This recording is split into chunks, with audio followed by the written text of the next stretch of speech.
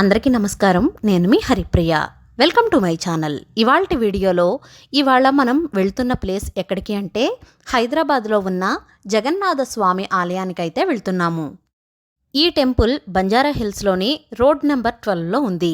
దీనికి ఉన్న land mark KBR park మరియు టీఆర్ఎస్ భవన్, ఆ రెండింటి పక్కనే ఉంది. ఈ టెంపుల్కి వెళ్ళడానికి మెట్రో లేదా బస్సుల ద్వారా చేరుకోవచ్చు.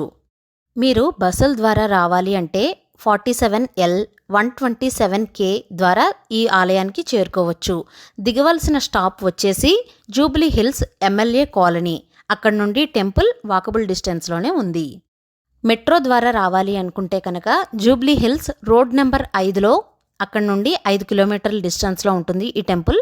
మీరు ఇక్కడ నుండి దిగి ఆటో లేదా క్యాబుల్లో వెళ్ళవచ్చు. టెంపుల్ దగ్గర పార్కింగ్ సదుపాయం కూడా ఉంటుంది. వీకెండ్స్లో అయితే చాలా క్రౌడ్గా ఉంటుంది. ఈ టెంపుల్ ఒడిశాలోని ఒరిజినల్ పూరీ జగన్నాథ్ స్వామి టెంపుల్కి రిప్లికా.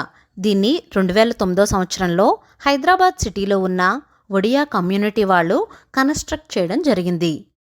టెంపుల్ టైమింగ్స్ వచ్చేసి మార్నింగ్ 6 నుంచి 12 వరకు, ఈవినింగ్ 5 నుంచి 9 వరకు. అదే సాటర్డే సండే అయితే నైటు ఇంకొక 1 అవర్ ఎక్స్ట్రా తెరిచి ఉంచుతారు. టెంపుల్ మెయిన్ ఎంట్రన్స్లో మనకు జగన్నాథుడికి సంబంధించిన అనేక ఘట్టాలు చూపరులను ఆకట్టుకుంటాయి. మెయిన్ ఎంట్రన్స్ నుంచి లోపలికి వెళితే ఆలయం ఎంతో విశాలమైన ప్రాంగణంతో దైవికంగా ఆహ్లాదంగా ఉంటుంది. జగన్నాథుడు అంటే లార్డ్ విష్ణుమూర్తి అని అర్థం. ఈ టెంపుల్లో జగన్నాథ స్వామితో పాటు 5 చిన్న టెంపుల్స్ కూడా ఉన్నాయి. అవి లక్ష్మీదేవి, శివుడు, వినాయకుడు, హనుమంతుడు మరియు నవగ్రహాల ఆలయాలు. ఈ టెంపుల్ రెడ్ కలర్లో ఉండడానికి main reason sand stone use చేయడం. దాదాపు 600 టన్నుల ప్రత్యేకమైన శాండ్ స్టోన్ను టెంపుల్ నిర్మాణం కోసమే తెప్పించారు. ఇది ఒరిజినల్ పూరీ జగన్నాథ స్వామి ఆలయానికి రిప్లికా అవడం వల్ల అక్కడ పాటించే అన్ని నియమాలను కూడా ఇక్కడ కూడా పాటిస్తారు. ముఖ్యంగా ఒడియా కమ్యూనిటీ వాళ్ళు ఇవి బాగా పాటిస్తారు. ఇంకా ఈ టెంపుల్ వాళ్ళు స్పెషల్ అకేషన్ అయిన రథయాత్ర, బహుదయాత్ర నిర్వహించడం జరుగుతుంది. ముఖ్యంగా ప్రతి సంవత్సరం జూలై నెలలో నిర్వహించే రథయాత్ర చాలా ఫేమస్. ఈ రథయాత్రకు వేలాది మంది భక్తులు హాజరవుతారు. ఈ టెంపుల్లో మెయిన్ అట్రాక్టింగ్ విషయం ఏంటంటే ఈ టెంపుల్ యొక్క శిఖరం దాదాపు 70 అడుగుల ఎత్తు ఉంటుంది. బిజీ ఏరియాలో ఉన్నా కూడా టెంపుల్ చాలా పీస్ఫుల్గా, చాలా ఆహ్లాదకరంగా ఉంటుంది. ఈ ఆలయాన్ని చాలా నీట్గా, క్లీన్గా కూడా మెయింటైన్ చేస్తూ ఉన్నారు. పూరీలో జగన్నాథుడి ఆలయం ఎలా ఉంటుందో హైదరాబాదులో కూడా సేమ్ అలానే ఉంటుంది. పూజారి కూడా అక్కడ నుంచే వచ్చారు. ఇక్కడ పూజా విధానం కానీ, ఆచార వ్యవహారాలు కానీ అన్నీ కూడా పూరీలో ఎలా ఉంటాయో ఇక్కడ కూడా అలానే ఉంటాయి. ఇక్కడ గర్భగుడిలో ఉన్న దేవతామూర్తులు చెక్కతో చేయబడి ఉన్నాయి. ఇప్పుడు దేవుని దర్శనానికి వెళ్తున్నాం. మనం బయట నుంచి చూసినప్పుడు పైన గోపురాలు 3 కనిపిస్తున్నాయి కదా. గోపురాల లోపల ఉన్న సీలింగ్ కానీ, అక్కడ విగ్రహాలు కానీ, ఆర్కిటెక్ట్ కానీ చాలా బాగుంటుంది. ఇక్కడ పైన ఉన్న సీలింగ్ పైన బొమ్మలు అంటే మహాభారతం, భాగవతంలోని ప్రధాన అంశాలను బొమ్మలుగా చెక్కారు. శ్రీకృష్ణుని జీవితంలో జరిగిన ముఖ్యమైన అంశాలను, దశావతారాలు ఇవన్నీ కూడా ఇక్కడ అందమైన బొమ్మల రూపంలో ఉంచారు. మనకు గర్భగుడిలో కుడివైపున కనిపించేది శ్రీకృష్ణుడు, మధ్యలో సుభద్రాదేవి, లెఫ్ట్లో కనిపించేది బలరాముడు. అసలు జగన్నాథుడు ఇంత పెద్ద పెద్ద కళ్ళు వేసుకుని చెక్క రూపంలోనే మనం ఎందుకు పూజిస్తామో చిన్న స్టోరీగా చెప్తానండి. ఈ జగన్నాథుడు గిరిజనుల దేవుడు. నీలమాధవుడనే పేరుతో పూజలు అందుకుంటున్నాడని స్థల పురాణం. అడవిలోని ఓ రహస్య ప్రదేశంలో ఉన్న ఈ జగన్నాథుణ్ణి గిరిజనుల రాజైన విశ్వావసుడు పూజించేవాడట. విషయం తెలుసుకున్న ఇంద్రద్యుమ్న అనే మహారాజు ఆ రహస్యాన్ని కనిపెట్టడానికి విద్యాపతి అనే బ్రాహ్మణ యువకుణ్ణి అడవికి పంపుతాడు.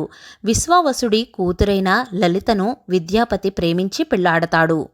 ఈ జగన్నాథుణ్ణి విగ్రహాన్ని చూపించమని పదే పదే ప్రాధేయపడుతున్న అల్లుడి విన్నపాన్ని కాదనలేక ఆ సవరరాజు అతని కళ్లకు గంతలు కట్టి గుడి దగ్గరకు తీసుకువెళతాడు. విద్యాపతి ఆ దారి తెలుసుకునేందుకు తెలివిగా తాను వెళ్లే దారిలో దారి పొడవునా కూడా ఆవాలు జారవిడుస్తాడు. కొన్నాళ్లకు అవి మొలకెత్తి దారి స్పష్టంగా తెలుస్తుంది.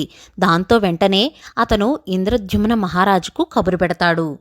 రాజు అడవికి చేరుకునేలోగా అక్కడ ఆ విగ్రహాలు మాయమవుతాయి. దీంతో ఇంద్రద్యుమ్నుడు నిరాశతో నిరాహార దీక్ష మొదలుపెట్టి అశ్వమేధ యాగం చేస్తాడు.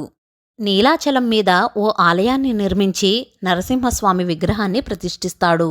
ఒకనాడు ఆయన అక్కడే నిద్రిస్తుండగా జగన్నాథుడు కలలో కనిపించి సముద్ర తీరంలో చాంకీ నది ముఖద్వారానికి వేప కొయ్యలు కొట్టుకొస్తాయని వాటితో విగ్రహాలు చేయించమని ఆదేశిస్తాడు.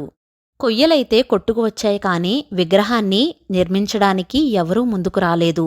ఏం చెయ్యాలా అని రాజు ఆలోచిస్తూ ఉన్న సమయంలో దేవశిల్పి విశ్వకర్మ వికలాంగుడి రూపంలో వస్తాడు.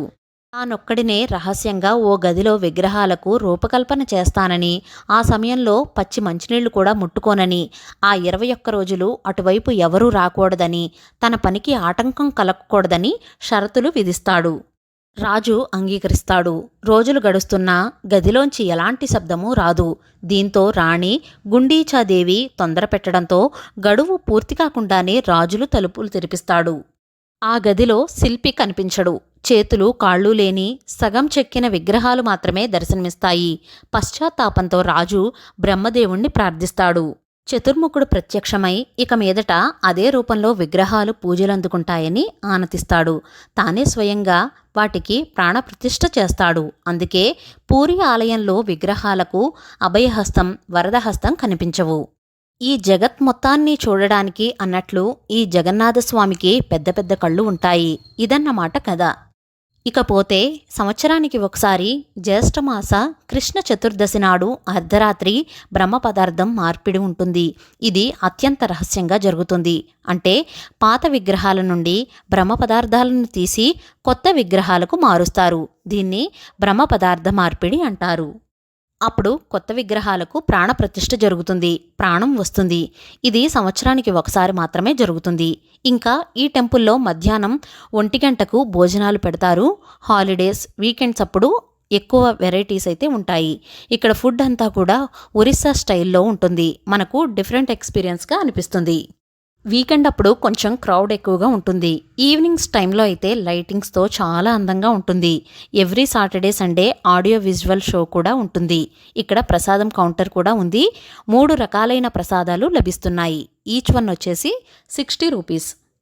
ఈ ఆలయానికి వచ్చిన తర్వాత నాకు మనసు చాలా పీస్ఫుల్గా, ప్రశాంతంగా అనిపించింది.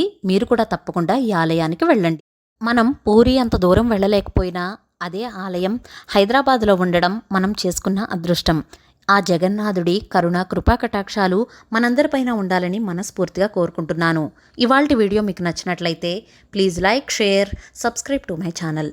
మరో సరికొత్త వీడియోతో మళ్ళీ కలుస్తాను. నేను మీ Haripriya. Thank you for watching.